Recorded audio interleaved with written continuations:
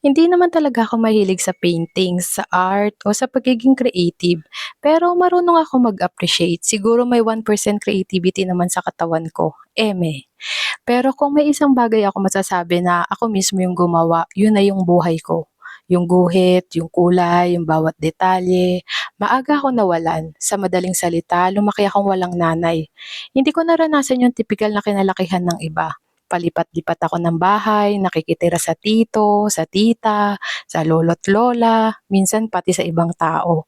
Iba-ibang bubong, iba-ibang kwarto, iba-ibang pakiramdam ng pansamantalang tahanan. May mga panahong tahimik lang ako, nag-o-observe, nakikiramdam, sinusubukan mag-fit in kung nasan ako. Maaga ako natuto, hindi dahil gusto ko, kundi dahil kailangan ko. Natuto akong tumayo sa sarili kong paa. Natuto akong lumakad kahit walang umaalalay.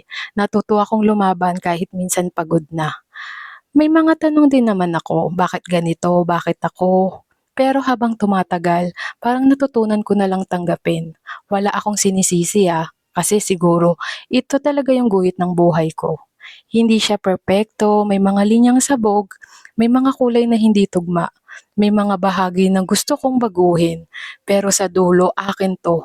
At kahit paano, pinipili ko pa rin itong buuin araw-araw. At ako ang may hawak ng brush ko.